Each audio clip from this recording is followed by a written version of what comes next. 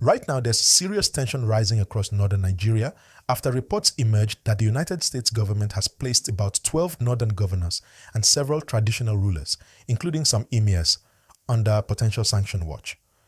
This story has been spreading rapidly both online and offline, and people everywhere are asking the same question. What exactly is going on? And why is America suddenly targeting some of Nigeria's most powerful figures? If you're watching this right now, please take a second to like this video and subscribe to the channel because this story is deep and you'll want to stay until the end. Let's get into it. So, the situation is this. A new legislative motion in the United States Congress has proposed sanctions against certain Nigerian officials accused of human rights violations and religious persecution. This motion follows several reports from international organizations claiming that religious minorities in parts of northern Nigeria have faced harassment, imprisonment, or even violence for expressing their faith or opinions. The US government has been monitoring these incidents for years, and it seems they've now decided to take action. According to sources, this new development could involve travel restrictions, visa bans, and asset freezes for some top officials if the allegations are proven. Now, for anyone who doesn't understand how serious this is, a US sanction is not a small issue. Once your name appears on that list, you lose access to American financial systems. You can't travel freely, and even your international reputation can be damaged instantly. Now, here's where the tension starts. Many people across Nigeria, especially in the north, have mixed feelings about this. Some believe it's a good move, that it will hold leaders accountable and bring justice for victims who have suffered silently.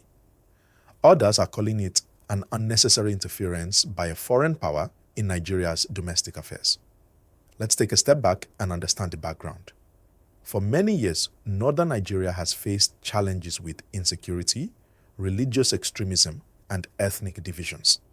The US government, along with the European Union and the United Nations, has often expressed concern about how local governments handle certain sensitive issues, especially cases where people have been accused of blasphemy or punished for expressing religious opinions.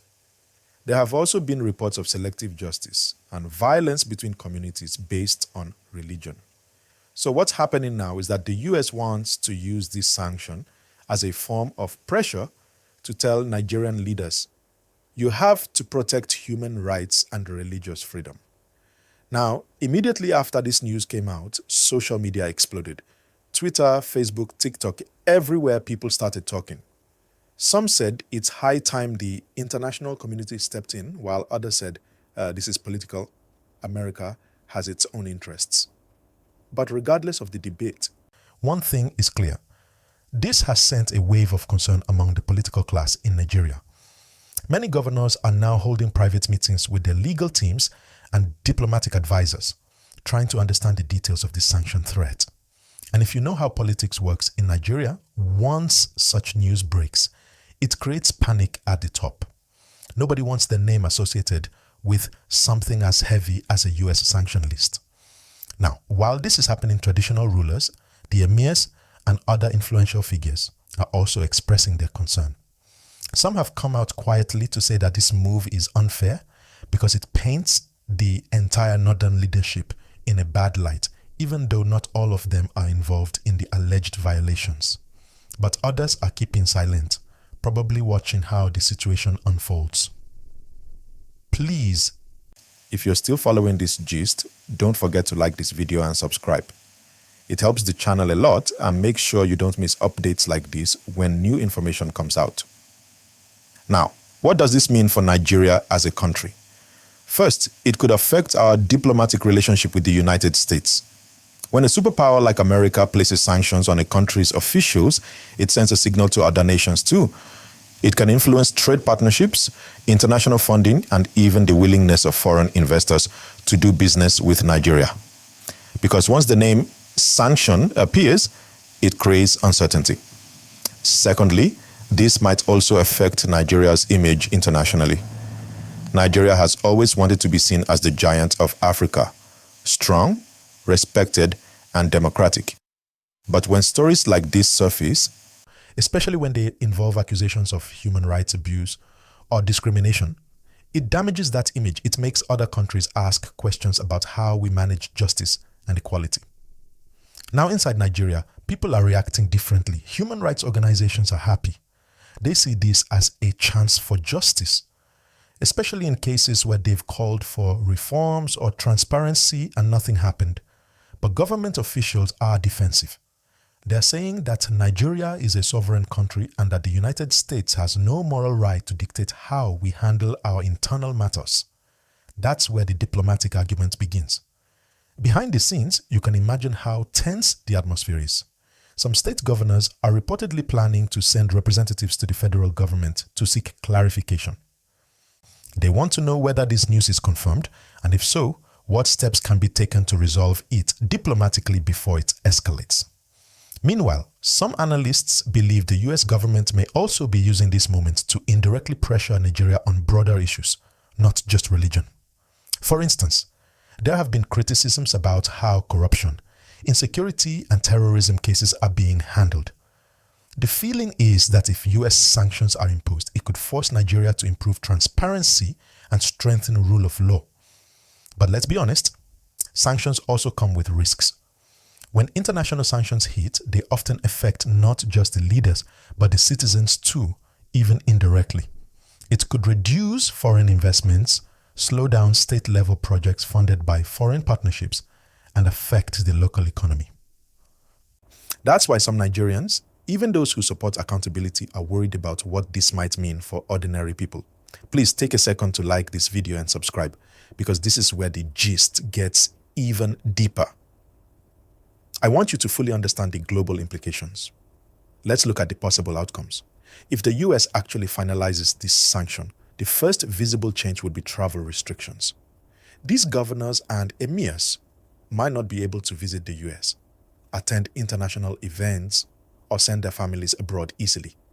Next, any assets linked to them in the United States could be frozen, and then it could extend to financial institutions, meaning banks in other countries might start watching closely, because once America blacklists someone, the rest of the financial world tends to follow. But on the other hand, if the Nigerian government acts quickly and shows commitment to address these concerns, for instance, by reviewing the laws that led to these allegations or demonstrating fair justice in ongoing cases, the US might reconsider or delay the sanctions. That's how diplomacy works. It's like a test of accountability. Now, while all this is happening, some international human rights groups are already applauding the move. They're saying this could mark the beginning of a new era where African leaders will think twice before misusing power or discriminating against citizens based on faith or opinion. They believe that accountability should not stop at borders. Meanwhile, many ordinary Nigerians are asking a very important question. Why does it take the US to act before our leaders do the right thing? That question alone shows how deep the trust issues between citizens and government have become.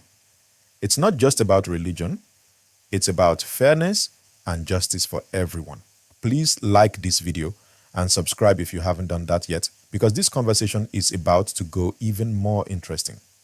Now, in northern Nigeria, people are watching closely. There's tension, but also curiosity. Everyone wants to know who exactly these 12 governors are and whether this will actually happen or it's just political talk. Some of the states being mentioned in online discussions are already issuing statements saying they have nothing to do with any form of human rights violation. That shows how much pressure this story has already created. It's also affecting conversations within Nigeria's political scene.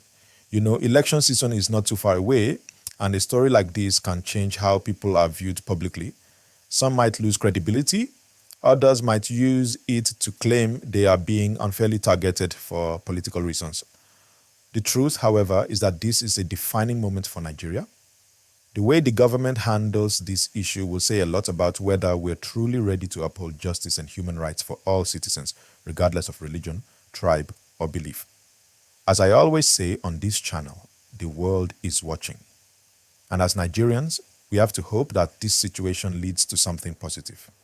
Maybe reform, maybe accountability, may be a renewed focus on unity and fairness. But one thing is sure, this story isn't ending anytime soon. The diplomatic talks will continue, statements will come out, and both sides, Nigeria and the US, will try to manage the tension carefully. I'll be keeping an eye on how this develops and bring you every verified update as soon as it drops.